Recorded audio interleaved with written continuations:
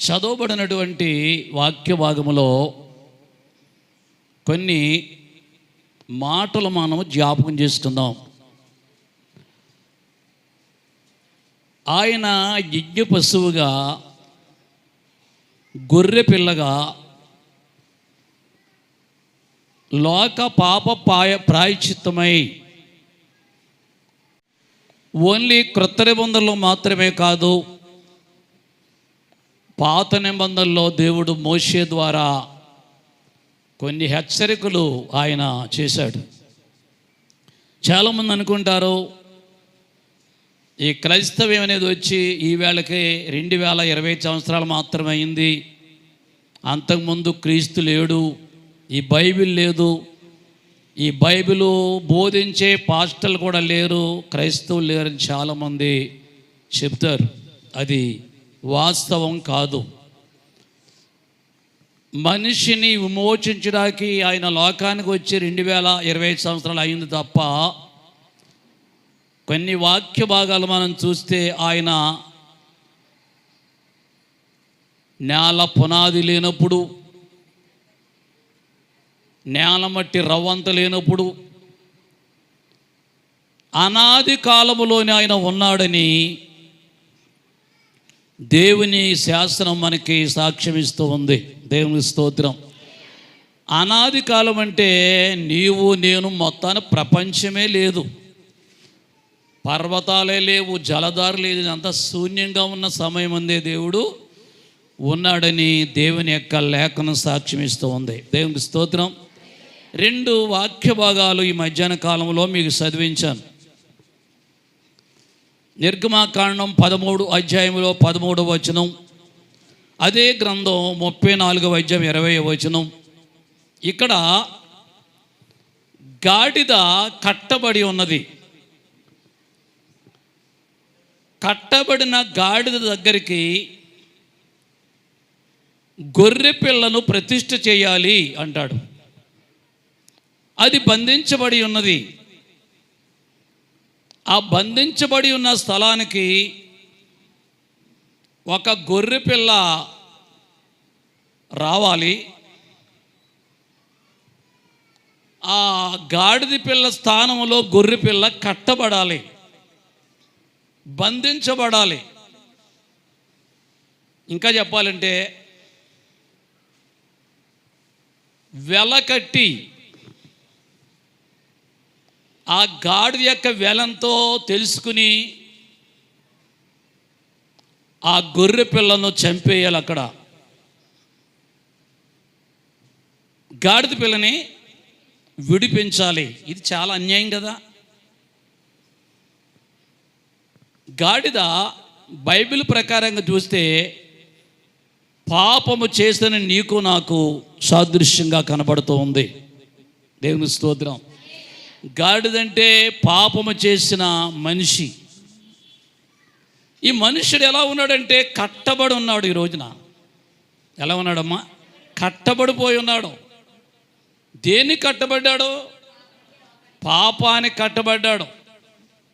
ఒక్కొక్కడు త్రాగుడనే పాపానికి కట్టబడ్డాడు, వ్యభిచారం అనే పాపానికి కట్టబడ్డాడు, హత్యలు కూనీలనే పాపానికి కట్టబడ్డాడు. రకరకాల పాపాలకి మనుషుడు కట్టబడి బందీగా జీవిస్తున్నాడు. దేవుని స్తోత్రం. అటువంటి దినాల యందు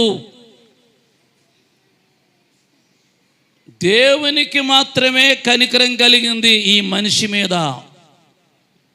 ఒక మాట చెప్తాను, బిడ్డ పాడవుతే తల్లే బాధపడుతుంది, డాక్టర్ దగ్గరికి చూపిస్తుంది, చెప్పుతుంది, తన బాధ అంతా డాక్టర్ గారితో పంచుకుంటుంది, ఆయన చెప్పిన విషయాలన్నీ వింటుంది, తన బిడ్డను కాపాడుకోవడానికి చాలా ప్రయత్నం. మీరందరూ తల్లిలే, మీరందరూ కూడా పడ్డ పాటలే, శ్రమలే, ఇవన్నీ కూడా. దేవుని స్తోత్రం. బిడ్డ గురించి రోడ్డే వెళ్ళి వాడికి ఏం పట్టించుకోవడం వాడికి సంబంధం లేదు. వాడు ఏమీ చేయడు, కావాలంటే సలహాలు ఇస్తాడు నీకోసం, అంతకంటే ఏమీ చేయడు. దేవుని స్తోత్రం. హల్లెలూయా.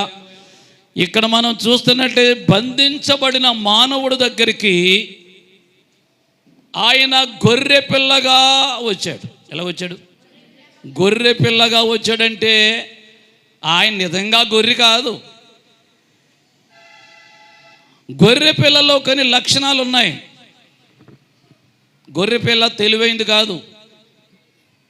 దాన్ని ఎక్కడైనా విడిచిపెట్టేది, దారి ఎత్తుక్కోలేదు, పట్టుకోలేదు, అది అక్కడే ఎడుతుంది. ఎక్కడ మేక అలా కాదు, తెలుగుగా పట్టుకుని వెళ్ళిపోతాగా మేక, కానీ గొర్రె వెళ్ళలేదు. ఇక్కడ స్వభావం చూస్తుంటే మానవుడు పాపంలో ఉండి ఆ పాపాన్ని విడిచిపెట్టేలేని స్థితిలో ఉన్నాడు మనుషుడు. ఈ మనిషిని ప్రేమించి ఆయన ఎలా వచ్చాడంటే, ఇదిగో లోక పాపాన్ని మోసుకొని పోవు దేవుని గొర్రె పిల్లని. ఎవరన్నారు ఈ మాట? బాప్తిస్మొచ్చే యోహాను చెప్తాడు యేసయ్యను చూసి. దేవుని స్తోత్రం. లోక పాపాన్ని మోసుకొని పోవు దేవుని గొర్రె పిల్ల. ఒక చిన్న విషయం చెప్తాను మీకు, వినండి. ఒకరోజు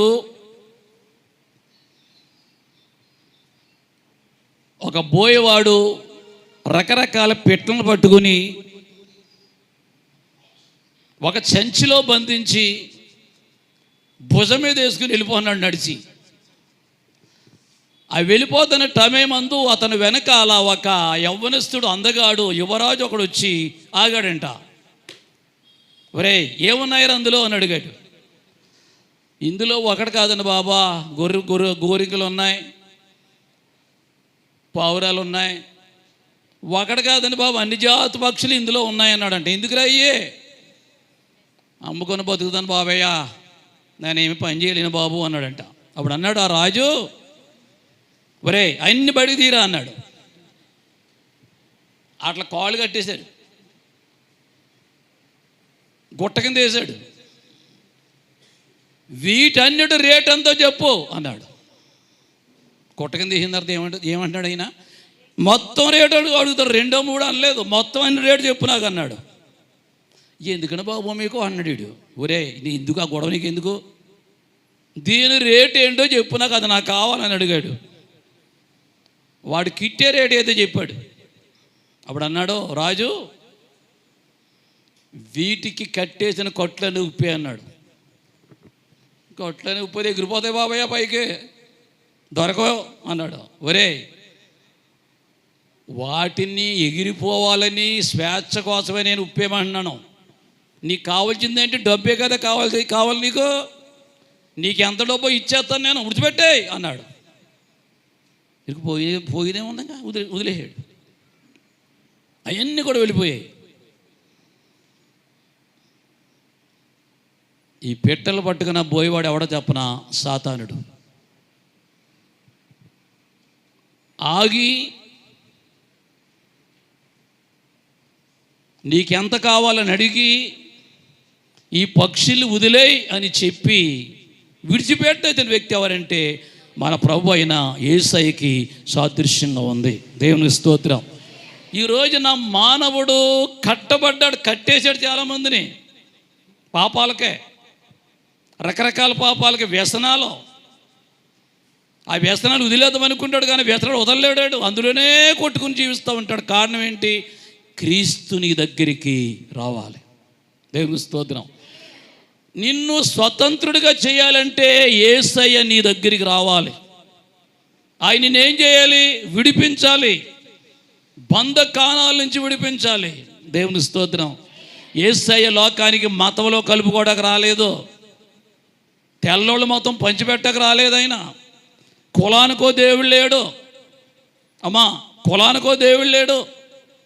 సర్వ ప్రపంచానికి ఒక్కడే ఆయనే సృష్టికర్త అయిన దేవుడు. దేవుని స్తోత్రం. మాలోడు దేవుడని, మాదిగోడు దేవుడని, వేపలోడు దేవుడని, కాంటోలు దేవుడని లేదు, ఎక్కడ బైబిల్ చెప్పట్లేదు అన్నమాట. దేవుని స్తోత్రం. ఈ రోజున దేశంలో కులగజ్జి బాగా పట్టేసింది. ఏం బట్టి? కులగజ్జి. మేమే ఉండాలి అక్కడ, మీరు రాటాకి వెళ్ళేది, మేమే మొక్కాలి భగవంతుడిని, మీరే ఆ స్థలానికి రాటానికి వెళ్ళేది. ఇలాంటి భేదం దేవుడు పెట్టాడా? లేదు. సర్వ ప్రపంచానికి ఒక్కడే దేవుడు. అపొస్తలుల కార్యాలు 17 అధ్యాయాలు చెప్తాడు, తీయక్కర్లేదు. ఇప్పుడు ఒక్క నరుల్లో నుండి, ఒక్క మనిషిలో నుండి ఈ రోజున లక్షలాది ప్రజలు నేను అభివృద్ధి చేసి లోకంలో పెట్టాను అంటాడు అక్కడ వాక్యములో చూస్తే. దేవునికి స్తోత్రం. ఆదాం కులం ఏంటి? అవ్వమ్మ గారి కులం ఏంటి? నీ కులం ఏంటి? నేను మాదిగోండి మాలోండి అని అన్నా చెప్తున్నాను. నువ్వు ఈ కులం గురించి ఎక్కడుంది? బైబిల్లో ఉందా? పుక్కుడు పురాణంలో రాసున్నారేమో కదా, నాకు తెలియదు. దేవునికి స్తోత్రం. నలుగురైన తండ్రి ఒక్కడే ఉంటాడు, ఇద్దరైనా తండ్రి ఒక్కడే ఉంటాడు, 10 మంది అయిన తండ్రి ఒక్కడే ఉంటాడు. ఎక్కువ మంది తండ్రులు ఉంటే ఆ పాపాన్ని బట్టి పుట్టారనుకోవాలి వాళ్ళు, అది సరైన వాళ్ళు కాదనాలి. దేవునికి స్తోత్రం. ఇక్కడ 3 విషయాలు మీకు గుర్తు చేస్తాను. ఇక్కడ గొర్రె పిల్ల, గాడిద పిల్ల,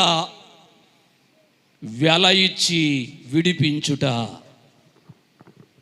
అలా చెప్తున్నాను. గొర్రె పిల్ల, గాడిద పిల్ల, రెండవది వెల ఇచ్చి విడిపించుట. దేని విడిపించాలి? ఇప్పుడు గొర్రె పిల్లను గాడిద పిల్లను విడిపించాలి. ఎందుచేత? ఆ గాడిద కట్టబడిపోయి ఉంది. దీని గురించి పట్టించుకోవట్లేదు ఎవడను. ఎందుకు కట్టేదని అనుకోవట్లేదు ఎవరను. కట్టేదని నాకెందుకు దానికి గొడవ? నీ బిడ్డకి ఏదో కంపెనీలో వచ్చేసి బాధపడి మనశ్శాంతి లేకుండా తిండి లేకుండా మూలపడి ఉంటే నువ్వు పట్టించుకోవా? తల్లి పట్టించుకోవాలా వద్దా? పట్టించుకోవాలి. అదే తల్లి ప్రేమ. ఆ పిల్ల ఎలాగుంటే నాకెందుకులే, ఆడు ఎలాగుంటే నాకెందుకులే అనుకుంటే మాత్రం వీలైతే కొన్ని రోజులకి వాడు మరణంలోకి వెళ్ళిపోతాడు. అంతే, వ్యాధి ముదురుతుంది, ప్రయోజనం ఏమి కూడా లేదు. దేవునికి స్తోత్రాలు చెబుతాం.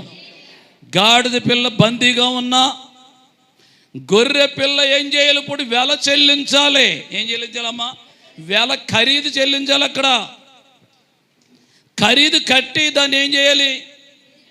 విడిపించాలి. అక్కడ ఆ రాజు ఎంత ఖరీదంతా ఇచ్చేటప్పుడు విడిపించబడ్డాడు ఆ యొక్క పక్షులన్నింటినీ. ఖరీదు వెల పెట్టాడు. నిన్ను నన్ను ఆయన కొన్నాడు. ఎలా కొన్నాడు? ఆయన పరిశుద్ధ రక్తముతో కొన్నాడు నిన్ను నన్ను. ఆయన వెండి బంగారాలతో కాదు, ధనధాన్యాలతో కొనలేదు. ఆయన నిన్ను నన్ను ఆయన పరిశుద్ధ రక్తముతో కొన్నాడు. దేవుని స్తోత్రం. హల్లెలూయా. ఎందుచేత కొన్నాడు? పరలోకాన్ని విడిచిపెట్టేసి భూలోకానికి వచ్చాడు ఆయన. పరలోకములో మహిమ, గొప్ప మహిమ, దేవదూతల మధ్య ఆయనకున్న ఆధిపత్యం, అధికారం అవన్నీ విడిచిపెట్టేసి ఆయన భూలోకానికి దిగి వచ్చాడు. కారణం ఏంటి? నిన్ను ప్రేమిస్తున్నాడు కాబట్టి. దేవుని స్తోత్రం. నిన్ను నన్ను ఆయన ప్రేమిస్తున్నాడు కాబట్టి ఈ మనిషి మీద కనికరంతో, ప్రేమతో ఈ భూలోకానికి ఆయన వచ్చి తొలి పిల్లను విడిపించాలి అంటాడు. అక్కడ ఏ తొలి పిల్లని? గాడిద తొలి పిల్లను ఏం చేయాలి? విడిపించాలి. అంటే ఆ స్థానంలోకి ఇప్పుడు గొర్రె పిల్ల రావాలి, గాడిదని విడిపించాలి. ప్రభువు చేసినటువంటి అమూల్యమైన కార్యం ఇదే. దేవుని స్తోత్రం. హల్లెలూయా. యేసయ్యను సిలువే ఎందుకు వేయాలి అసలు? ఇంకో రకంగా యేసయ్యను చంపొచ్చు కదా. సిలువేసే ఎందుకు చంపాలి ఆయన్ని? దీనికి కొన్ని చరిత్ర ఆధారాలు ఉన్నాయి. అవేంటంటే, పూర్వకాలం ఇశ్రాయేలు జనాంగం ఐగుప్తు దేశంలో ఎంతకాలం ఉన్నారు? చెరలో 430 సంవత్సరాలు చెరలో ఉండిపోయారు. 6 లక్షల జనాభా నుంచి 40 లక్షల జనాభా వరకు పెరిగారు. ఆ కుటుంబాల్లో ఎన్నో జరుగుతూ ఉంటాయి. ఆ నీడు కొట్టడం, ఈ నాడు కొట్టడం, చెయ్యరు కొట్టడం, కాలు ఎరగొట్టడం, ప్రాణం తీసేయడం, నరికేయడం. కుటుంబాల్లో జరగవా ఇలాంటి? కొన్ని వేల మంది ఉంటేనే జరిగిపోయినాయి కొన్ని కొన్ని కొన్ని కొన్ని స్థలాల్లో. అటువంటి పద్ధతిలో ఆ రోజుల్లో కూడా ఎన్నో భయంకరమైన పాపాలు పొరపాటులో జరుగుతూ ఉండేవి.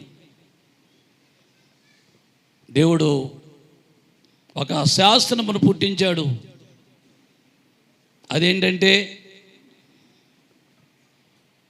ధర్మశాస్త్రం ప్రకారముగా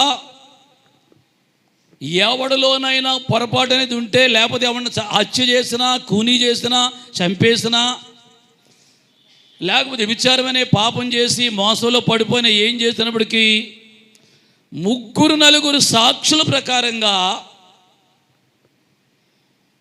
సమాజంలోకి తీసుకురావాలి వాళ్ళని. ఆ సమాజంలోకి ఆ ఊర్లో ఉన్న ప్రజలంతా రావాలి అక్కడికి. ఆ నేరం చేసిన వాడిని రాళ్ళతో కొట్టి చంపేయాలి. ఇది ధర్మశాస్త్రంలో మోషే గారు ఇచ్చినటువంటి శాసనం. ఏం చేయాలి? రాళ్ళతో కొట్టి చంపేయాలి. అయ్యబాబు నా కొడుకో, అయ్యబాబు నా కూతురో, ఇలాంటి ఆశాలు ఏమి కుదరవు ఇంకా అక్కడ. కారణం ఏంటంటే తప్పు చేశాడు కాబట్టి వాడిని తప్పనిసరిగా రాళ్ళతో కొట్టి చంపేయవలసిందే, తిరిగిలేదది మోషే గారు ఇచ్చిన శాసనం. అయితే ఈ విధంగా ఇది చూసిన వాళ్ళకి ఒక రకమైన భయం వస్తుంది రాదా? అయ్యి బాబోయ్, ఆయన చంపేశారు, రేపొద్దున్న నాకు కూడా ఇదే వస్తుందేమో, నన్ను కూడా ఇలాగా చంపేస్తారేమో. ఆడవాళ్ళకి వస్తుంది భయం, మగవాళ్ళకి కూడా భయం అనేది వస్తుంది. దేవుని స్తోత్రం. ఇది ఒక రకం. ఇక రెండో విషయం చెప్తున్నాను. రెండో విషయం ఏంటంటే గ్రీకులు లెక్కల ప్రకారంగా శారీరకంగా కాకుండా మానసికంగా హింసించేవారు. రెండో మాట ఇది. ఏం చేసేవారు? మానసికంగా హింసించేవారు. అది ది గ్రేట్ అలెగ్జాండర్ రోజుల్లో జరిగింది. అదేంటంటే ఇలాంటి నేరం ఎవడైనా చేస్తే వాడికి శిక్ష ఏంటంటే సచ్చిన శవాన్ని తీసుకొచ్చేసి వాడు ఒంటిపై తీసి కట్టేయటమే. అబోయ్, అర్థమైందా? ఏం చేయాలి? సచ్చిన శవాన్ని తీసుకొచ్చేసి వాడు ఒంటిపై తీసి కట్టేసి అడుగులో వదిలేయాలి తీసుకెళ్ళి.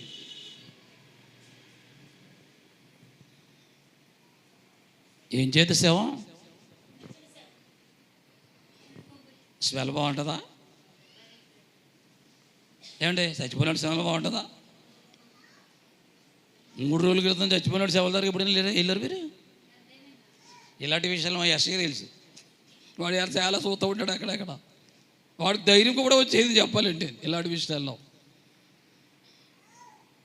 ఇది కుళ్ళి వాసన వస్తూ ఇంకేంటి ఎవడో చంపే పని లేదు. ఇంకా ఆ కొంపు భరించలేక ఈ నేరస్తుడు ఏదో పక్కకు పోయి వాడు కాడే చనిపోతూ ఉండేవాడు. ఇంకా ఇది భయంకరమైన శాసనం. దేవుని స్తోత్రం.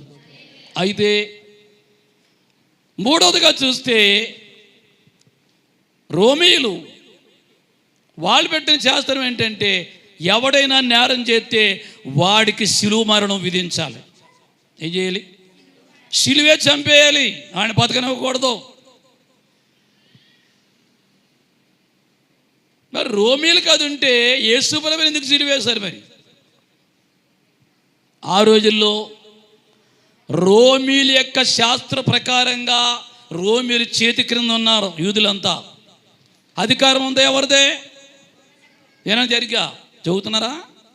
నాకు తెలుసు మీరు నేను నిలబడితే చదువుతారు చాలామంది. ఎందుకంటే నవ్వించి పద్ధతులు నాకు ఏముండదు, సీరియస్గా వెళ్ళిపోతాను వాక్యం. నేను వింటేవేనంటే లేకపోతే అంతే. ఈ విధానం చేతులకు దేవునికి స్తోత్రాలు చెప్తాం. హల్లెలూయా. నేను వాక్యం ఎప్పుడు చెప్పినా సీరియస్గా ముందుకు వెళ్ళిపోతాను అంతే. వింటేవేనంటే లేకపోతే లేదు. వినకపోతే ఆ మాటలు తప్పిపోతాయి, వెళ్ళిపోతాయి, పక్కకి వెళ్ళిపోతాయి. ఒకసారి గట్టిగా దేవునికి స్తోత్రం చెప్పండి. హల్లెలూయా. చేతులు లేకట్లేదా? మీ చేతులు ఎత్తని చేతిలో. హల్లెలూయా, హల్లెలూయా. దెబ్బలాడికి వెళ్ళమంటే చేతులు జాబులు వెళ్ళిపోతారే. రాంచే కూడా బయటకు వచ్చేద్ది. అప్పుడు దేవుణ్ణి ఆరాధన చేయకపోతే చేతులు ఎత్తొద్దంట, దెయ్యం పక్క వచ్చేది. అది దేవుని స్తోత్రం. రోమీయులు చేతి క్రింద బతుకుతున్నారు, యూదులు అధికారం అంతా ఎవరిదే? రోమీయులదే. అందుచేత వాళ్ళ లెక్కలు ఏంటంటే, నేరము చేసిన వాడిని సిలువేసి చంపేయాలి, బ్రతకనివ్వకూడదు. యేసయ్య నేరం చేశాడా?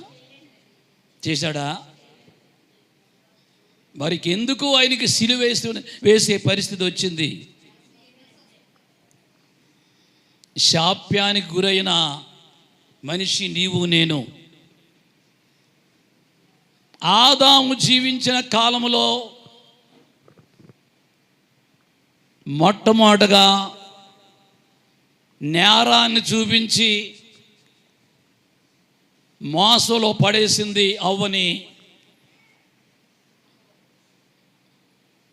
సాతాను. నేరములో పడేసి తప్పు చేయించింది ఎవరి చేత? అది కూడా అర్థం అవట్లేదండి బాబు. ఏమి వింటున్నారు మీరు? ప్రతి వారం ఎన్నాళ్ళ నుంచి క్రైస్తవులు మీరు? నేను అడిగేదా సమాధానం చెప్పలేదు. ఏమి వింటున్నారు? ఏంటి ఆలోచనలో ఉన్నారా ఏంటి మీరు అందరూ? ఒకసారి దేవునికి స్తోత్రం చెప్పండి. హల్లెలూయా. ఇంటికి ఇలా కూర ఏంటనా? ఏం కూర వండుకు తినాలన్నా? వెళ్తా పడిపోతురు వెళ్ళి మార్కెట్కి వెళ్ళిపోయి. దేవుని స్తోత్రాలు చెబుదాం. హల్లెలూయా. రోమీయుల లెక్కల ప్రకారం ఆది నరుడైన ఆదాము చేసిన నేరం ఆది కాండలో మనం చూసినట్లయితే ఏదైనా వనములో ముళ్ళ కంపలో ముళ్ళ చెట్లు లేవు. తినే ఫలాలు, చక్కటి ఫలాలనే దేవుడు చేశాడు. ఎప్పుడైతే వీళ్ళు పాపం చేశారో ముళ్ళ కంపలు బయలుదేరాయి. ఎక్కడ? ఏదైనా తోటలో. దేవుని స్తోత్రం. రకరకాల చెట్లన్నీ బయలుదేరాయి.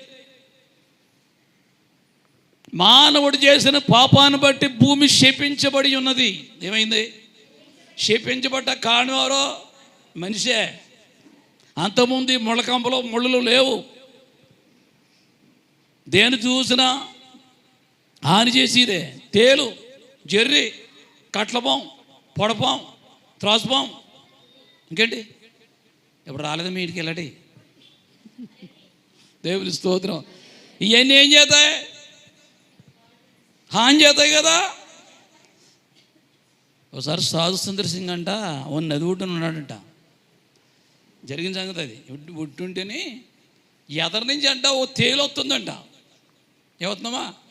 తేలు వస్తుంది. అనుకున్నాడంటే దాన్ని కాపాడాలనుకున్నాడు. పాపం అది విషం ఉందని తెలు. దేనికి? తేలికి విషం ఉంది, పొడి చేద్దే కుడతదని తెలదండి పాపం. చేయి చాపుతున్నాడు. దాన్ని రక్షించవాలి ఎందుకు? నేనా పక్కన్నాడు ఒక ఆయన, ఎవడో సింగు గారు ఏంటి చేస్తున్నారు అన్నాడంట. పాపం చచ్చిపోతే నీటిలో పడి దాన్ని రక్షిందామని అన్నాడంట. అది రక్షణ ఎలాగో నిన్ను చంపేద్దు ముందు, దాని రక్షణ ఎలాగో బాబా నిన్ను వేసేద్దు ముందు కోటది. నానా తిప్పలు పడాలి. ఎందుకంటే నువ్వు రక్షణకు వచ్చావు అనుకోదు అది.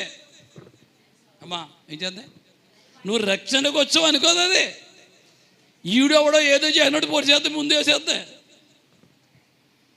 పాపం చేసేవాడు అంతే. అర్థమైందమ్మా? దుర్మార్గుడు అంతే. నువ్వు మంచి మాటలు చెప్పునా, నీతి మాటలు చెప్పునా, యేసుబాబు నమ్ముకో బాబా, నరకం తప్పిందాడు, ఆయనే దేవుడు, నీకోసం నా కోసం భూలోకానికి వచ్చాడు, రక్షకుడు, ఆయన కాపాడుతాడు, ఆయన నమ్ముకో బాబు అంటే నీకు పేర్లు ఎడతాడు. నమ్మడం ఏం ఎడతాడా? అలాగే పేర్లు ఎట్టబోతే మొత్తం ఇప్పటికి సాకూరు గ్రామం అంతా మారా సాకూరు మారిపోను, ఇంటిపల్లి మారిపోను, వాకల గరువు మారిపోను, మొత్తం గ్రామాలన్నీ మారిపోను. కానీ మనిషి ఏంటి?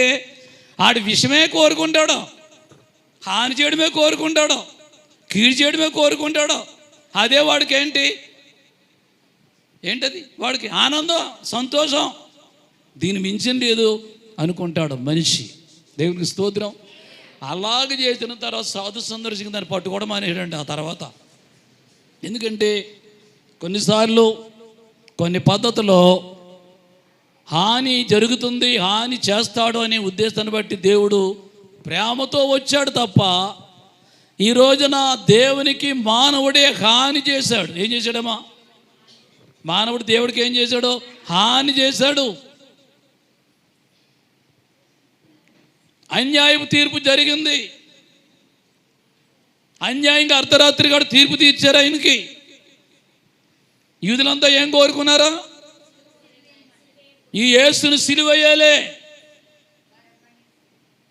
ఈ యేసుని సిలువేయాలి, చంపేయాలి, మాకు ఈయన మెస్సయ్య కాదు, మాకు బరబ్బ కావాలి. బందిపోడు దొంగ బరబ్బ అంటే బరబ్బ కావాలి అని కేకలేసి కోరుకున్న లోకం ఇది. దేవుని స్తోత్రం, హల్లెలూయా. ఇక్కడ ఈ గాడిదను విడిపించకపోతే దాన్ని మెల్ల పెరిగితే చంపేయాలంట. దేన్ని అలాగ విడిపించకపోతే ఇప్పుడు ఏం చేయాలి? ఈ గాడిదని మెల్లరగది చంపేయాలి. దాన్ని పాపం వల్ల వచ్చే జీతం మరణం. దేవుని స్తోత్రం. పాపము చేసిన వాడే దాని ఫలితం అనుభవిస్తాడు. తప్పు చేసిన వాడే దాని ఫలితం అనుభవిస్తాడు. తప్పు చేయని వాడికి రాదది. నీవు ఏ పాపానికి బందీగా ఉన్నావో, దాసులుగా ఉన్నావో అన్ని నిన్నేం చేస్తుందంటే ఎప్పటికైనా నిన్ను నాశనం చేస్తుంది, శిక్ష విధిస్తుంది. నీకు ప్రమాదం తప్పదని దేవుని వాక్యం మనకి తెలియజేస్తూ ఉంది. చేతులు దేవునికి స్తోత్రాలు చెప్దాం. హల్లెలూయా. ఈ రోజున ఇందులో ఉన్నటువంటి 4 విషయాలు మీకు క్లుప్తంగా పరిచయం చేసి నా వర్తమానాన్ని ముగిస్తాను. చేతులెత్తి దేవునికి స్తోత్రాలు చెప్దాం. హల్లెలూయా. రెండవదిగా మనం బైబిల్లో చూస్తే కొలస్సీలకు రాసిన పత్రిక, అందరూ తీయండి బైబిల్. పరిశుద్ధ గ్రంథంలో అపోస్తలుడైన పౌలు కొలస్సీ సంఘానికి రాస్తున్నటువంటి పత్రిక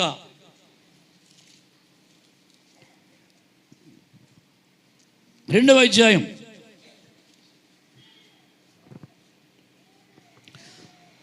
13,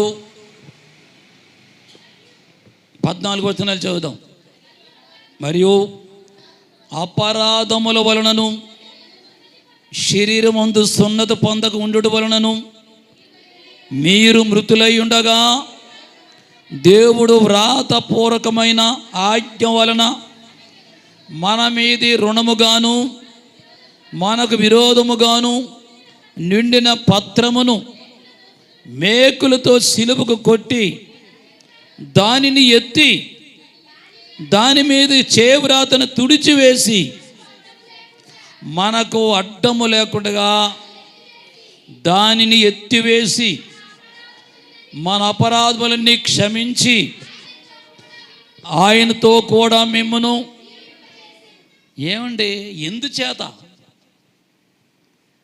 అపరాధాలన్నీ ఏం చేశాడంటే ఆయన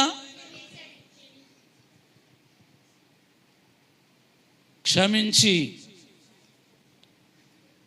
ఈ వచనాలు సరిగ్గా మన వాక్యములో చూస్తే శరీరమందు సున్నతి పొందకుండుట వలనను మృతులై ఉండగా వ్రాత రూపకమైన ఆజ్ఞ వలన మన మీదున్న రుణముగాను విరోధముగాను నుండిన పత్రమును మేకులతో సిలువకు కొట్టి దాని మీద చేవ్రాత ఏంటి ఆయన తుడిచేశాడు.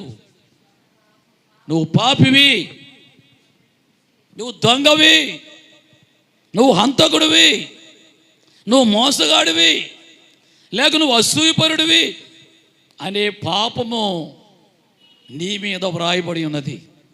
దేవునికి స్తోత్రం. ప్రతి మనిషి మీద వాడు చేసే పాపాలు దేవుడికే తెలుసు, కానీ నీకు తెలియదు. నీ పాపం నీకు తెలదు. అర్థమైందా? ప్రతి ఒక్కళ్ళు నేను మంచిదాన్నే, నేను మంచోడిని, మంచోళ్ళ చలమడైపోతాం మనం బయట. నువ్వేం పలికావో, ఏం మాట్లాడావో, ఎవరినే చేపించావో, ఎలా తిట్టావో, నీలో ఎంత స్వార్థం ఉందో కనపడదు. చెప్తారా? ఏమండే ఈ తప్పున వాళ్ళు చెప్తారా? నీతిగా నీతిమంతులు నిజాయితీ పరులాగా కనబడతాం మనం అనేక సందర్భాల్లో. దేవుని స్తోత్రం. ఈ మనిషిలో ఉన్న పాపము దేవునికి మాత్రమే తెలుసు. యవనస్తులైనా చదువుకునే బిడ్డలైనా, వ్యాపారస్తులైనా, మేస్త్రులైనా, కూలి పని చేసేవాళ్ళైనా, మీరు ఉద్యోగస్తులైనా, ప్రతి ఒక్కళ్ళు ఏముంది ఈ రోజున? ఏముంది? పాపం అనేది ఉంది. రక్షణ పొంది కూడా పాపం చేసేవాళ్ళు ఉన్నారు. రక్షణ పొంది కూడా శపించే వాళ్ళు ఉన్నారు. రక్షణ పొంది కూడా పక్కన్న వాళ్ళు రకరకాలుగా మాట్లాడుకునే వాళ్ళు ఉన్నారు. దేవుని స్తోత్రం. ఇక్కడ చెప్తున్నాడు దేవుడు, నీవు చేసిన నేరాలు నీ మీద ఉన్నాయి. దేవుడు రాసిన చేవ్రాత ఎవడో తుడిచివేయడు. నిన్ను ప్రేమించి నీ దగ్గరికి వచ్చి, నా కుమార్తె నిన్ను నేను విమోచిస్తున్నాను, ఈ చెడ్డ క్రియలు విడిచిపెట్టేయి, వాళ్ళ వీళ్ళు క్షమించుకో, తిట్టకో, ప్రక్కనున్న వాళ్ళందరూ నీతోటి సోదరులు నీలాంటి వాళ్ళే వాళ్ళు అని నీ దగ్గరికి వచ్చి ఆ చేవ్రాత ఏం చేశాడు? ఆయన తుడిచివేశాడు. ఏం చేశాడండి? తుడిచివేశాడు. ఎలా తుడిచేశాడు? ఆయన పరిశుద్ధ రక్తం ద్వారా తుడిచేశాడు దాన్ని. చేతులు దేవునికి స్తోత్రాలు చెప్దాం. ఎందుకంటే మామూలుగా వ్రాయబడ్డ వ్రాత కాదది. మామూలుగా దాన్ని ఎవడ తొడవలేడు. మేకులు కొట్టబడి, ఈ మధ్య టీవీలో మాట్లాడుతున్నారు కదా ఎవరో ఒకళ్ళు, ఆయనకి ఇచ్చిన 3 మేకులు లాక్కోనాడు. ఏ మేకులు? 3 మేకులు లాక్కోలేనివాడు ఎవళ్ళు ఎలా రక్షించాడని చెప్పారండి. ఎవళ్ళు ఆ 3 మేకుల సంగతి ఆ మనిషికి తెలదు అసలు. ఆ మాట్లాడిన మనిషి ఎవరు మాట్లాడిందో కానీ మనిషి ఆ మాట చెప్పే ముందు భయంకరమైన పాపం అంటాను నేను ఆ మనిషిని. ఎవరిని? ఆ మాట ఎవరు చెప్పారో ఆమె భయంకరమైన పాపం చెప్తాను నేను. ఎందుకంటే మనోళ్ళు ఎలాగంటే కంటిలో దూలం పెట్టుకుని, ప్రభు చెప్పాడు ఈ మాట, నీ కంటిలో దూలం పెట్టుకున్నావు, పక్కన్నవాడు కంటిలో నరిసి నీకు ఎలా కనపడుతుందిరా బుద్ధి లేనివాడా? వీళ్ళేమో చాలా పొరపాట్లు పెట్టుకుంటారా. పొరపాటు పెట్టుకుని ఆడ అలాగా, అది అలాగా అందంట, అలా మాట్లాడిందంట, అలా పలికిందంట అంటాడు. అల్పవిశ్వాసి, నీలో ఉన్న దూలం తీసేసుకో ముందు. దేవుని స్తోత్రం. నీలో దూలం తొలగించుకోకుండా పక్కవాడు కంట్లో ఏముందో నీకు ఏమాత్రమో కనబడదని వాక్యం ద్వారా ఆయన మనతో మాట్లాడుతున్నాడు. చేతులకు దేవునికి స్తోత్రాలు చెప్దాం. హల్లెలూయా. గొర్రె పిల్ల, గాడిద పిల్ల పాపానికి సాదృశ్యంగా ఉన్నట్లు లోకములో జీవించే ప్రతి మనుషుడు పాపి. ఏలనగా పాపం వల్ల వచ్చే జీతం మరణం. ఏ భేదము లేదు, అందరూ పాపము చేసి, కొందరన్నాడు ఇక్కడ, అందరూ పాపం చేసి దేవుడు అనుగ్రహించే మహిమ పొందలేకపోతున్నారు. అందరిలో భేదం లేదు, పాపంలో భేదం ఉండదు. ఆడు ఈడు అని తప్పులో మాత్రం భేదం ఉండదు. ఎవడైనా పాపంలో పడిపోవడమే, చేసేయడమే, పొరపాటు చేసేయడమే, ఏమీ తెలియనట్టు నచ్చడమే. సరే, ఆ గొర్రె పిల్ల వచ్చి అక్కడికి వెల కట్టి, ఏం చేసి, లేక వెల ఇచ్చి, ఆ వెల ఏంటి? 1 పేతురు పత్రిక తీయండి, బైబిల్ తీయండి. ఆ వెల ఏంటో బైబిల్లో చూపిస్తాను మేము. 1 పేతురు పత్రిక 1వ అధ్యాయం, 1 పేతురు 1వ అధ్యాయం 12వ వచనం. పరలోకము నుండి పంపబడిన పరిశుద్ధాత్మ వలన మీకు సువార్త ప్రకటించిన వారి ద్వారా ఆ, ఆ, ఆ.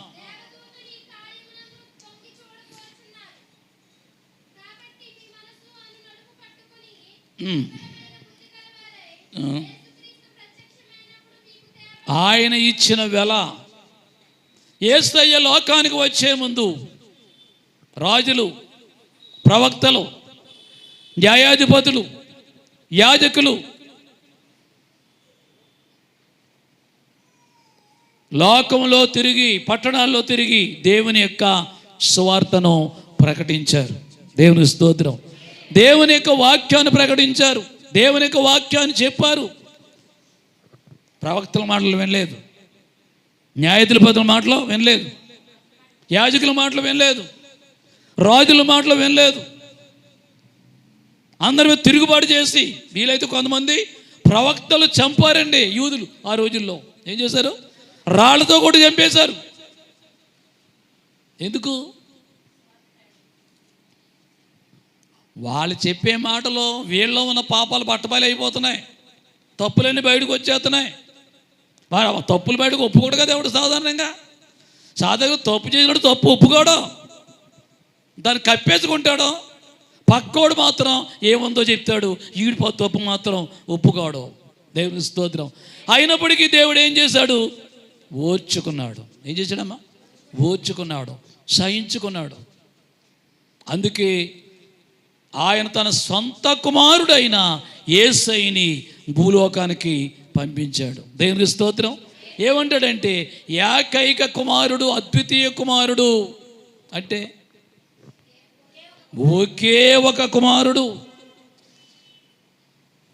అబ్రహాముకి ఎంతమంది కుమారులు? ఇస్సాకు వాగ్దాన పుత్రుడు ఒక్కడే. ఆ ఒక్కడనే బలేమన్నాడు దేవుడు. తీసుకెళ్ళాడా? తీసుకెళ్ళాడు. ఇస్సాకు బదులుగా గొర్రెపిల్ల బలైపోయింది. అక్కడ ఎక్కడుంది గొర్రెపిల్ల? పొదలో ఉంది. ఆ పొదలో ఉన్న గొర్రె అక్కడ బలిగా అర్పించబడి ఉన్నది. దేవుని స్తోత్రం. ఈ విధంగా చూస్తే నిన్ను తప్పించి, నిన్ను నన్ను తప్పించి, నీ పాపాలు, నీలో దుష్కార్యములు, మనలో ఉన్న పాపాలు దుష్కార్యాలన్నీ ఉన్నప్పటికీ, తెలిసినప్పటికీ నిన్ను ప్రేమించి, బుజ్జగించి, నీ మీద కనికరం చూపించి, నీ మీద దయ చూపించి ఆయన సొంత కుమారుడినే మనకి బలిగా అర్పించాడు. ఇది ఏమంటారు? దీన్ని గొప్ప అమితమైన ప్రేమ. దేవుని స్తోత్రం. హల్లెలూయా. ఏ ప్రేమ? అమితమైన ప్రేమ, అత్యంతమైన ప్రేమ, గొప్ప ప్రేమ. గొప్ప ప్రేమతో ఈ లోకంలో ఈ మనిషిని దేవుడు ఏం చేశాడంటే ప్రేమించినట్లు దేవుని యొక్క వాక్యం మనకి గుర్తు చేస్తూ ఉంది. చేతులెత్తి దేవునికి స్తోత్రాలు చెప్తాం. హల్లెలూయా. ఏంటి వెల? రక్తమే వెల, రక్తమే విలువ. వెల కట్టాడు. ఆయన రక్తానికి మించింది లేదు. దేవుని స్తోత్రం. యేసయ్య పరిశుద్ధ రక్తాన్ని మించింది లేదు. అమూల్యమైన రక్తం అంటాడు. ఏ రక్తం? అమూల్యమైన రక్తం. అంటే నువ్వు మూల్యం చెల్లించలేవు ఆ రక్తానికి. దగ్గర దగ్గర 15 రకాల గ్రూపులు ఉన్నాయి రక్తంలో. ఎన్ని గ్రూపులు? 15 రకాల గ్రూపులు ఉన్నాయి. ఈ 15 రకాల గ్రూపులో గ్రూపు తప్పించి రక్తం ఎక్కించావనుకో కోమాకి వెళ్ళిపోతాడు, వీలైతే చనిపోతాడు కూడా. అందుకే రక్తం ఎక్కించేటప్పుడు అది ఏ గ్రూప్ రక్తమో, ఈయన గ్రూప్ ఏంటో, నువ్వు ఎక్కించే రక్తం గ్రూప్ ఏంటో తెలుసుకుని ఆ గ్రూప్ రక్తం ఎక్కి అయినప్పటికీ కూడా ఆ రక్తం సూట్ అవుతుందని కూడా లేదు, చెప్పలేము. దేవునికి స్తోత్రం. అందుకే రక్తం ఎక్కించడం చూడండి, సంవత్సరం వచ్చిన తర్వాత మళ్ళీ ఎక్కించాలి రక్తం వాళ్ళకి. ఒక్కసారి ఎప్పుడో రక్తం ఎక్కించుకున్నావు అనుకో, నువ్వు సంవత్సరం తిరిగి వస్తే మళ్ళీ ఎక్కించాలి రక్తం. ఎందుకంటే అది నీకు దేవుడు పుట్టించిన రక్తం అయితే నీకు వచ్చినట్టుగా పనిచేస్తుంది తప్ప ఇతరుల రక్తం నీకు ఎక్కిందే మాత్రం నీ ఒరిజినల్గా పనిచేయదో గ్యారంటీ ఇవ్వలేము. దేవునికి స్తోత్రం. ఆ విషయం చెప్తాను. మీ అందరికీ తెలుసు, 4 ఆపరేషన్లు జరిగాయి నాకు. అవునా కదా? మీరు అందరూ ప్రార్థన చేశారు. 4 ఆపరేషన్లో కూడా 2 ప్యాకెట్ల రక్తం చూసుకోవాలి ఈ అబ్బాయికి. ఈ రక్తం చూడండి, ఈ గ్రూప్ రక్తం 2 ప్యాకెట్లు ఉండాలి అని చెప్పారు. నాకు కంగారు వచ్చింది. ఎక్కించలేమో మరి. ఎక్కించేటప్పుడు అది పడదో ఏమవుతుందని నేను చాలా బాధపడ్డాను. బయటకు చెప్పలేదు, కానీ బయట లోపల ప్రార్థన చేసుకున్నాను చాలా జాగ్రత్తగా. ఒకసారి రక్తం ఇవ్వాలని అనుకున్న వాళ్ళు కూడా బెదిరిపోయి ఆగిపోయారు. ఎవరో కాదు, పేరు చెప్పలే ఎవరో. ఆ సమయానికి యెషయా కూడా ఏర్పాటు చేశాడు, కొంత ఒకళ్ళు ఇద్దరిని ఏర్పాటు చేశాడు. అక్కడ ముందు వీడిని థియేటర్ తీసుకొచ్చాడు అన్నారు. ముందు తీరా ఆపరేషన్ చేసే సమయం అందు ఎవరి రక్తమో నాకు ఎక్కించలేదు. అంటే అర్థం ఏంటి? నాకు దేవుడిచ్చిన రక్తమే నాకు కరెక్ట్గా సరిపోయింది. చేతులెత్తి దేవునికి స్తోత్రాలు చెప్దాం. హల్లెలూయా. ఆ ముందన్నారు, కొంచెం బలమైన తిను బాబు, యాప్లెస్ దానిమ్మకాయలు బాగా తిను, నీరసరాత్రి ఏం పర్వాలేదులని చెప్పారు. అయితే తింటే 10 రోజులు 15 రోజులు తిన్నాను, అంతే ఒక్కడే మన పక్కన వేసినాయి. దేవుని స్తోత్రం. హల్లెలూయా. దేవుని దయ ఇండి కంప్లైంట్ కలిగినప్పటికీ నన్ను దేవుడు ఆరోగ్యంగానే ఉంచాడు. మీ ప్రార్థన, దేవుని కృప. దేవుని స్తోత్రం. ఎందుకు చెప్తున్నాడంటే ఆయన మనకు వెల చెల్లించాడు. ఏంటి ఆ వెల? ఎంత రక్తం ఇచ్చాడు? ఏమా చెప్పండి పక్కన వాళ్ళు. ఎంత రక్తం ఇచ్చాడు ఆయన? 1 లీటర్ ఇచ్చాడా? మరి అంత ఇచ్చేస్తే మరి ఎలా బతికాడైనా? ఆయన శరీరంలో రక్తం ఆయన పక్షపాతంగా కొంత దాచుకోలేదు. ఆయన దేవునికి స్తోత్రం చెప్దాం. ఆయన రక్తాన్ని కొంత దాచుకోలేదు. ఆయనలో ఉన్న రక్తం అంతా, రాత్రి ఒక వచనం చూపించాను మీకు, మళ్ళీ చదువుండా వచనం. లూకాసు వార్త 22:54. లూకాసు వార్త 22:54 వచనం మళ్ళీ చదవండి. చాలు. ఎవరో వారు అంటే ఎవరో? రాను వారు యూదులు. పిలాతు యొక్క న్యాయస్థానము దగ్గర నుంచి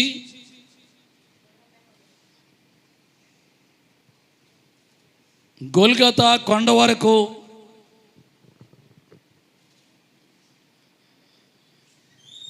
ఎలా ఈడ్చిపోయారంటే ఆయన.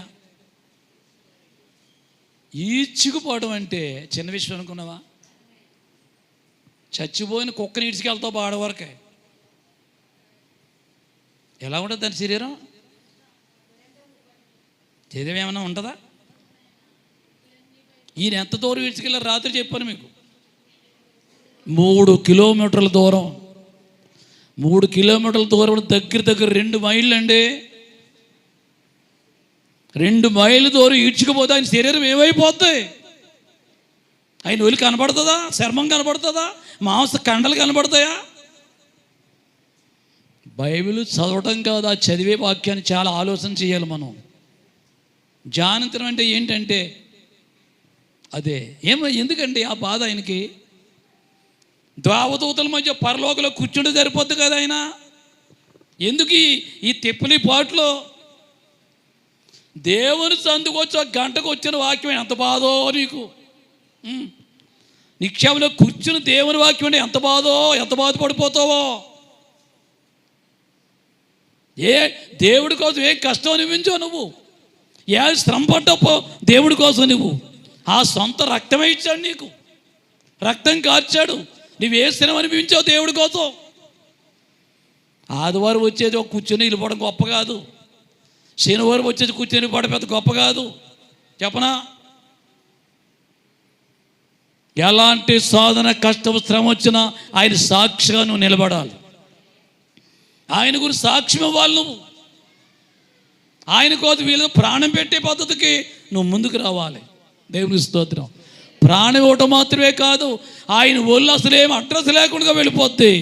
3 కిలోమీటర్ల దూరం ఈడ్చుకుపోవడం అంటే ఎంత భయంకరమైన బాధమ్మ. సిలువ బాధ అంటేనే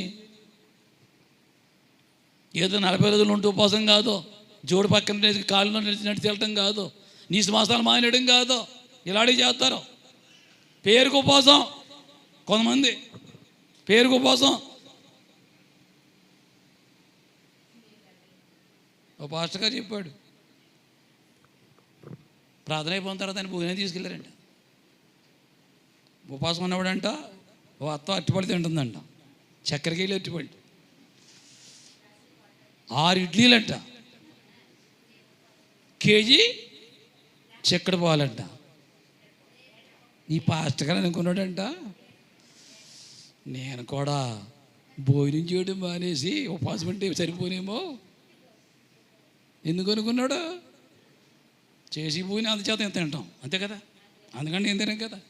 మరి ఇడ్లీలును చక్కెరకేళ్ళు అట్టిపళ్ళును లీటర్ పాలును భోజనం పక్క వస్తుందా అసలు?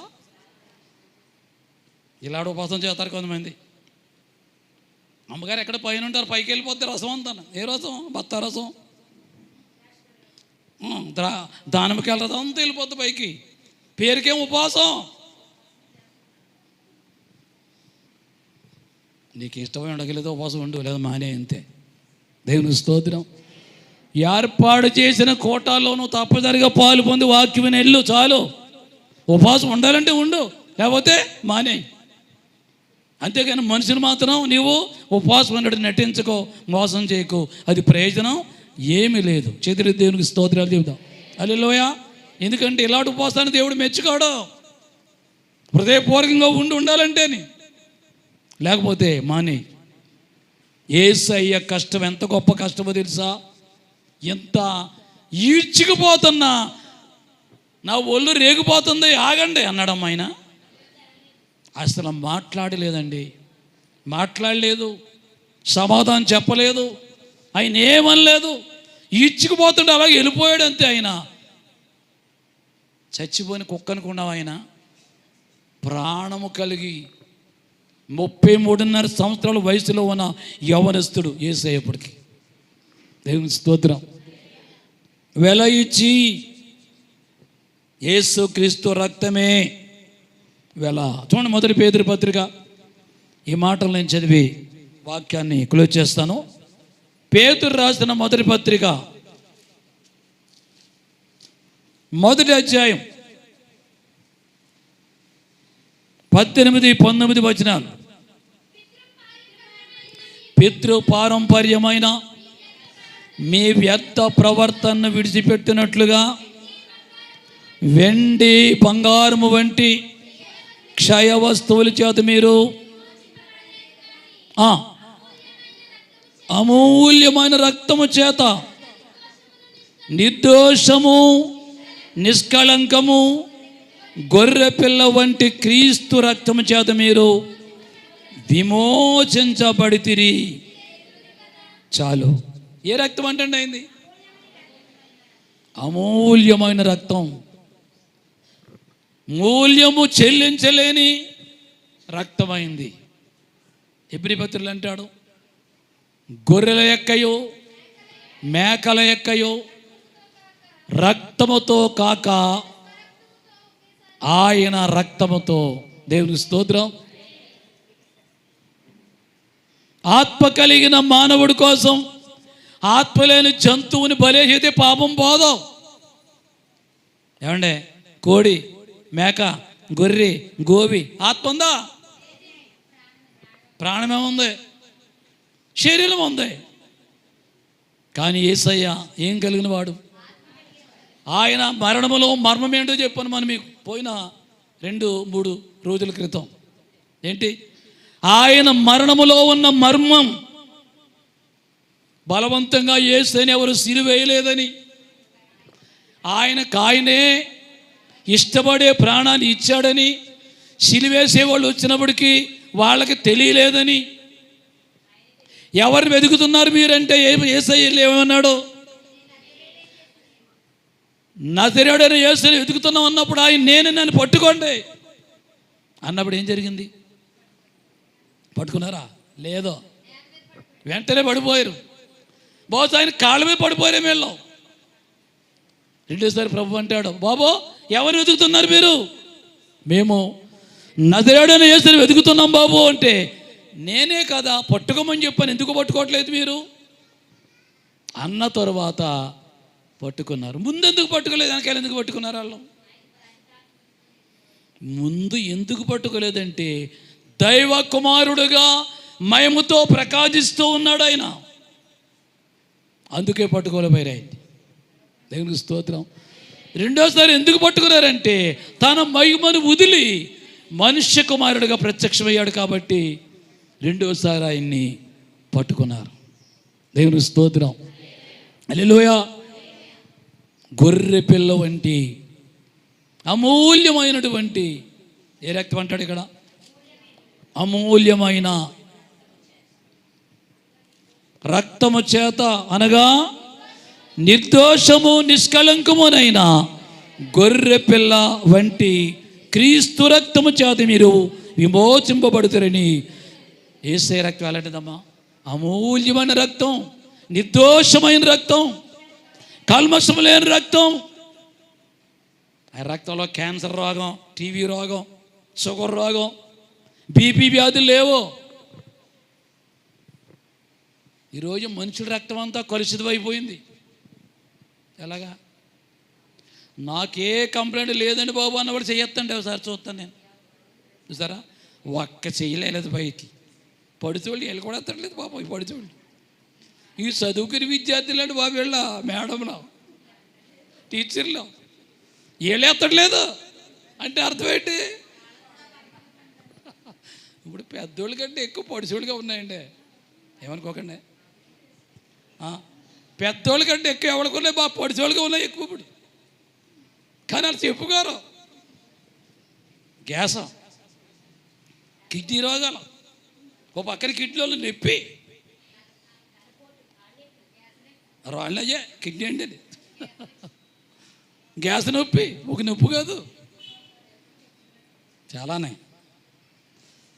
నేను నవ్వుతో చెప్తున్నాను అమ్మ, మీరు కూడా నవ్వుతున్నారు. నవ్వకపోతే ఏం చేద్దాం? ఏడమంటారేంటి? అయ్యారంటారే మీరు. చేతులు దేవుని స్తోత్రం చెప్దాం. దేవుని సన్నిధిలో మనం చేసే బాధ ఏంటంటే, ఆ బాధ దేవుడితో చెప్పాలి మనం. దేవుని స్తోత్రం. యేసయ్య రక్తంలో అలాంటివి లేవమ్మా. పరిశుద్ధమైన అమూల్యమైన రక్తం, నిష్కళంకమైన రక్తము. దేవుని స్తోత్రం. యేసు గారు పాడుతుంది కదా, ఇస్తామా సార్? అయ్యో అయ్యో ఇంచోబా, అది ఓసారి పాడదాం. పాడడం దయచేసి అందరూ, ముగిస్తాం.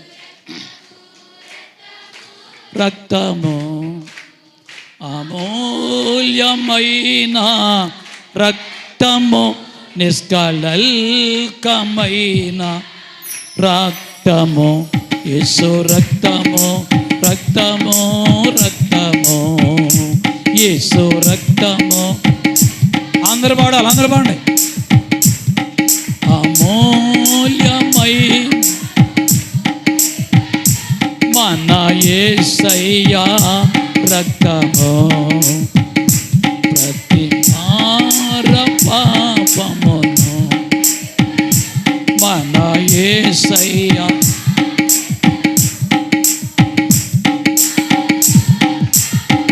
మునిగెనే, చెమట రక్తముగా మారనే, లో మునిగెనే, చెమట రక్తముగా మారనే. యేసు రక్తము, రక్తము, రక్తము, యేసు రక్తము.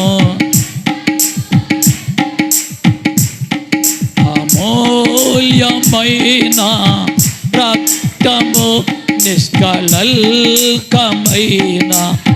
రక్తము, యేసు రక్త రక్తము యేసు.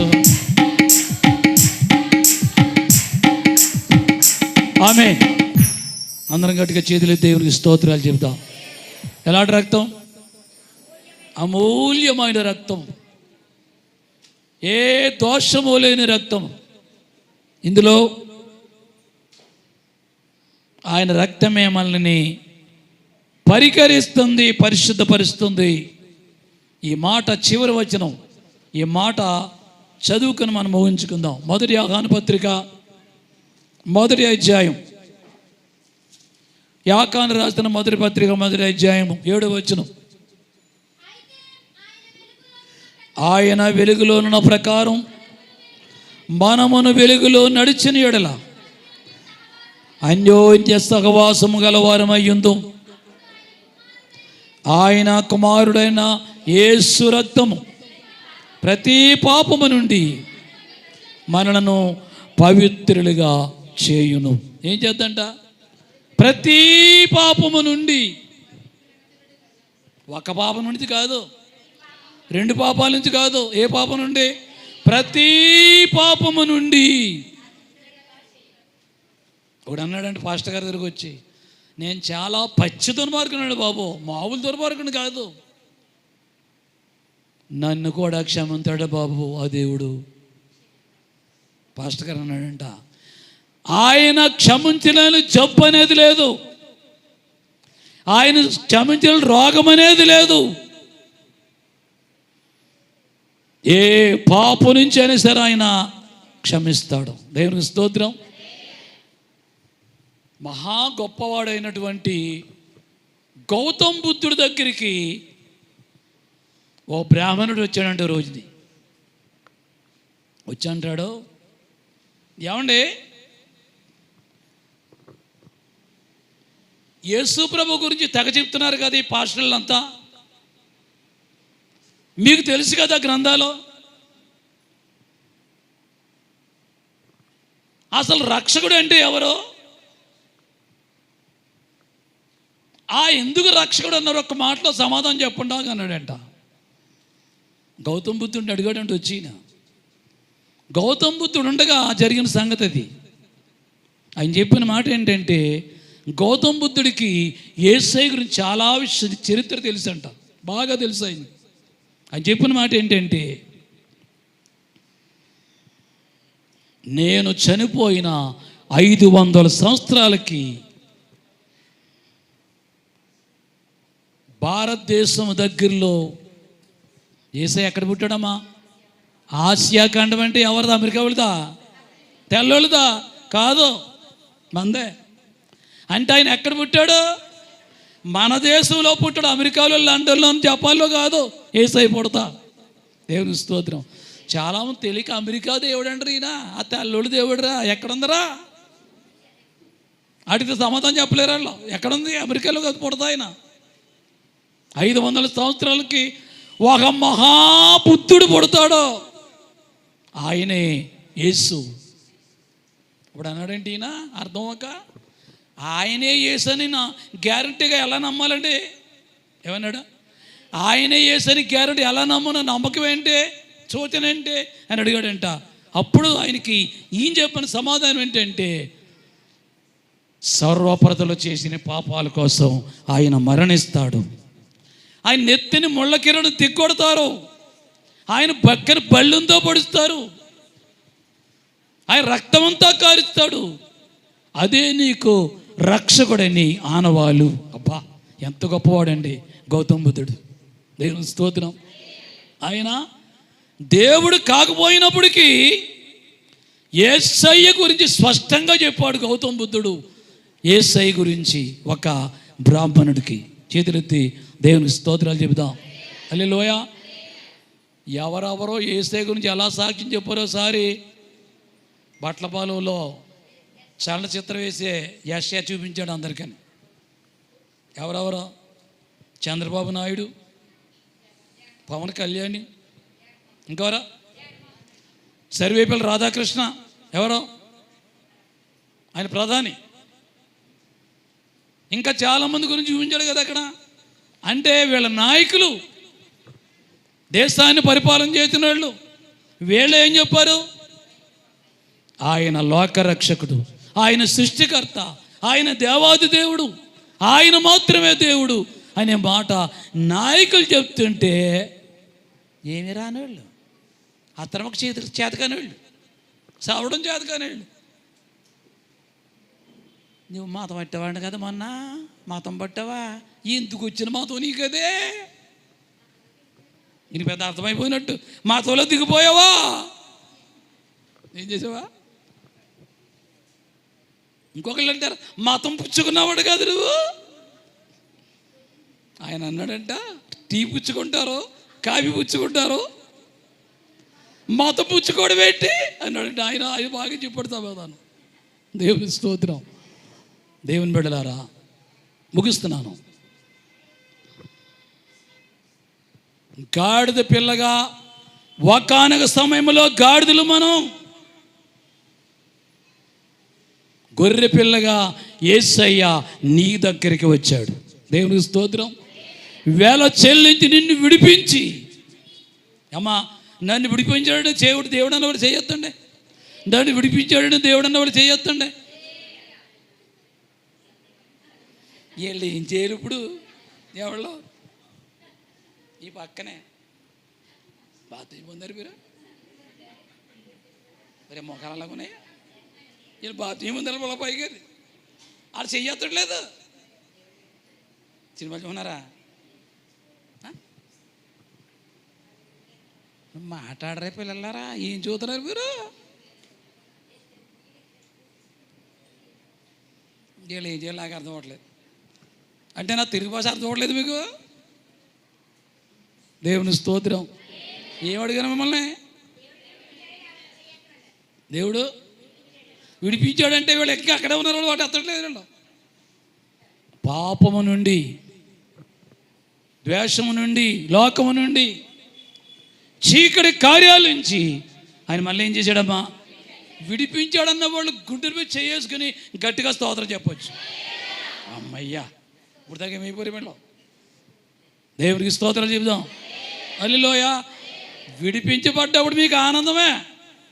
విడిపించబడలేదనుకో, రక్షణ పొందలేదనుకో, ఇంకా లోకలు ఉంటున్నావు అనుకో, ఏమో రేపు నా పద్ధతి ఏమైపోతా, రక్షణ లేదు నాకు, రేపు ఏమైనా జరిగితే ఎక్కడ పోతానో అని ఏమవుతుంది సరే. పాపం అని తలకే కుంచేసుకుంటుంది కొరడుపు గారి కోడలో. విశ్వాసంగా వస్తుంది, ప్రార్థన చేయించుకుంటుంది, వాక్యం ఉంటుంది, రక్షణ లేదు. మరి ఇలాంటి వాళ్ళు త్వరగా రక్షణ పొందండి, రక్తంతో కడగబండండి, ముద్ర పొందండి. రాబోయే కాలంలో గొప్ప శాంతి సమాధానం దేవుడు ఇస్తాడు. అట్టి భాగ్యం మనకి ప్రభు ఈ మధ్యాహ్న కాలంలో దయచేయనుగాక. ఈ మాటలు మన ఇంట్లో ప్రభు ఆశీర్వదించుగాక. ఆమేన్. చిన్న ప్రార్థన చేస్తాను. ఒకసారి అందరూ తల వంచండి. ప్రేమగల తండ్రి, నీ స్తోత్రాలు. ఈ మధ్యాహ్న కాలం గొర్రె పిల్లగా కట్టబడిన గాడిదలుగా ఉన్న మా దగ్గరికి నీ వచ్చి విలువ పెట్టి నీ రక్తంతో కొని మమ్మల్ని విడిపించావు. నీ కుమారులుగా, నీ కుమార్తెలుగా మమ్మల్ని తీర్చావు. లేకపోతే మా మెళ్ళ విరగదీసి చంపేయాలి, అనగా పాపాన్ని బట్టి మేము చనిపోవాలి. అలాంటి మరణం మాకు లేకుండా మరణము నుండి విడిపించి అమూల్య రక్తంతో కడిగి నీ కుమారులుగా, నీ కుమార్తెలుగా మీరు తీర్చారు.